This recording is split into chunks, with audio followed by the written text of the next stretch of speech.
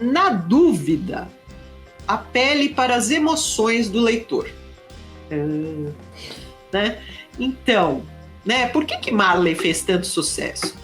Ah, meu Deus, o Marley morre, né? Depois de ter aprontado tudo, de ter quase sido jogado na rua pela mulher do cara, de tanta coisa que ele corroeu, destruiu, etc. Ele acaba vivendo com a família e no final ele morre. Isso não tem quem leia que, né, não seque uma lagriminha ou várias por conta daquele bicho tão aprontão ir para o céu dos cachorros. Então, só estou dando um exemplo assim, um best-seller óbvio, né, para lembrar. Na dúvida, apele para emoção. As pessoas, quando elas ficam sentindo algo, então, putz, nossa, olha, nossa, ele conseguiu, nossa, que triste, ele morreu, nossa, ele ficou com saudade, ele nunca mais resolveu aquilo, sei lá, qualquer coisa que apele assim para a emoção forte do leitor, da leitora, e que caiba na história, é bom, tá? Então eis aqui uma dica. Na dúvida, apela para a emoção que é bom. Segunda dica, é legal se o final, ele precisa ser absolutamente coerente com a história que você contou. Então, é como eu disse, se a pessoa vai usar um poder, esse poder tem que ter sido usado antes, e mesmo que o poder seja uma intuição e tal, ele tem que ter sido anunciado, ele tem que ter sido usado antes para, no final, ele ajudar a resolver o problema. Se é uma violência, essa violência tem que ter sido prenunciada, tem que ter acontecido alguma coisa para, no final, aquilo fazer sentido, etc. Qualquer coisa que aconteça no final, ela não pode surgir do nada. Ela tem que vir da curva da história. Porém, é interessante se você surpreender o leitor. Então, o leitor acha que vai acontecer X. Nossa, esse sujeito tá aqui furioso, passou a história inteira furioso, mal lidando com a sua raiva. Ele vai matar aquele antagonista dele. Aí ele usa a violência de outra forma. Ele não mata. Ou ele morre. Ou que seja. Coerente com a história, é interessante se você enfiar uma surpresa. Então, qualquer livro de suspense, vocês vão ver isso. Agatha Christie usa isso direto, né? Surpresa. Tá, eu sei que isso aí vai ser resolvido, mas eu não sei como. E, em geral, o como é uma surpresa, tá? Então, fazer com que o final tenha uma viradinha, tenha algo inesperado, algo que faz sentido na história, mas que deixa você, nossa, não esperava, é bom, tá?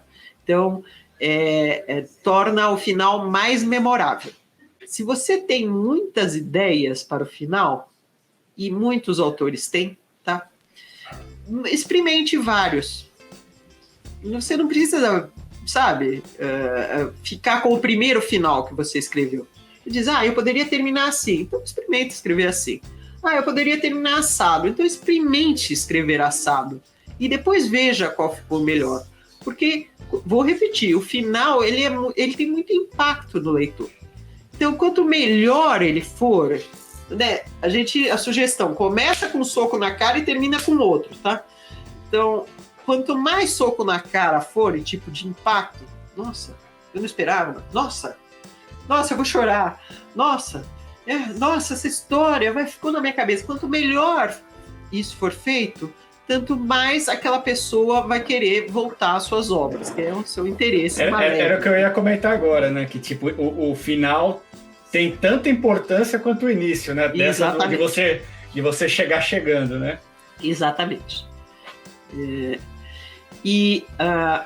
Né, a dica que eu vou repetir é que você faça algo de importante acontecer com o seu protagonista. Então, o protagonista não pode ser passivo, o protagonista pode até morrer, né? Mas é importante que ele ou ela passe por uma transformação e essa transformação seja significativa. Então, mesmo numa aventura, uma correria, não sei o quê, o protagonista tem que sair mudado.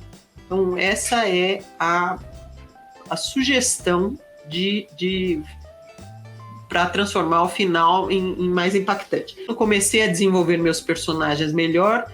Meu final foi de Vingadores Ultimato, com Alice no País das Maravilhas, para uma real conclusão dos arcos dos personagens. Natan, você está mencionando algo que é exatamente a verdade verdadeira. A saber, histórias são sobre os personagens. Então, mesmo que você invente um monte de coisa acontecendo, e faça plot twist, e faça isso, e clímax aqui e outro ali, ainda assim, são os personagens. Então, é sempre uma curva do personagem. E o final vai ficar mais interessante quando você entende o que é que está acontecendo com o seu personagem, por que transformação ele ou ela está passando. Então, você tem toda a razão, isso mesmo. Na dúvida, você não sabe, está meio perdido, está meio sem graça, volta para o personagem. Veja, qual é o problema do personagem? Qual é a crise? Qual é a encrenca real lá dentro?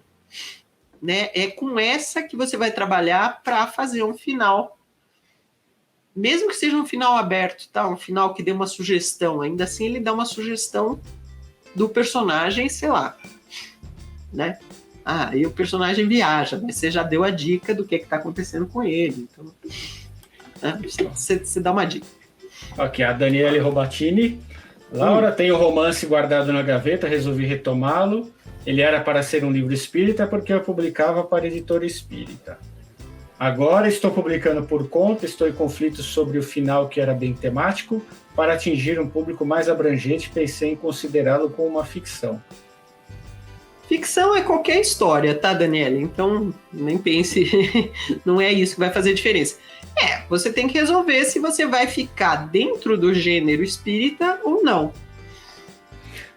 Uma coisa que eu já comentei anteriormente, né? Ainda mais se você já publicou por editoras espíritas, você sabe como é que a coisa funciona. Para ser considerado um livro espírita, ele tem que estar 100% ligado à doutrina e não pode fugir uma vírgula, senão você já é automaticamente descartado. Sim. Se você está querendo colocar mais elementos para um público mais aberto, com certeza você está realmente fugindo do universo espírita, acho que deliberadamente. Então, realmente, eu acho que aí você pode deixar realmente de pensar como um livro espírita e sim um livro de ficção. Mas não tem regra, né? Você depende dos objetivos dela, porque esse é um caso muito específico, né, Laura? E, claro, tem mais de uma editora espírita, né? Se você brigou com um editor, você pode sempre apresentar a sua história para outro, né? Uns são mais rígidos com essa regra que eu falei, e outros são um pouco menos. Mas, no geral, o que norteia ser publicado por uma editora espírita é o livro ser o mais fiel à doutrina possível. Se você resolve ter licenças poéticas abundantes, né, Lara? Aí eu acredito que você já não consegue nem se enquadrar como uma literatura espírita.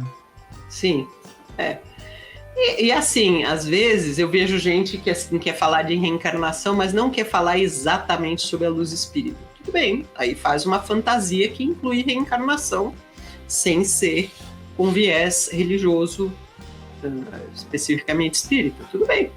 A literatura permite tudo, é só que você tem que ver em que gênero você se encaixaria. Tá? Então, eu gosto de citar uma autora que botou a detetiva dela entrando em contato com os mortos, né? Ela está no gênero policial, mas ela incluiu essa particularidade. A detetive dela tem visões que vêm das pessoas que já morreram, ou seja, ela tem contato com a pessoa que já morreu. Então é uma forma peculiar, não está falando de reencarnação propriamente, mas está falando de contato com os mortos, né? Mas é uma série policial.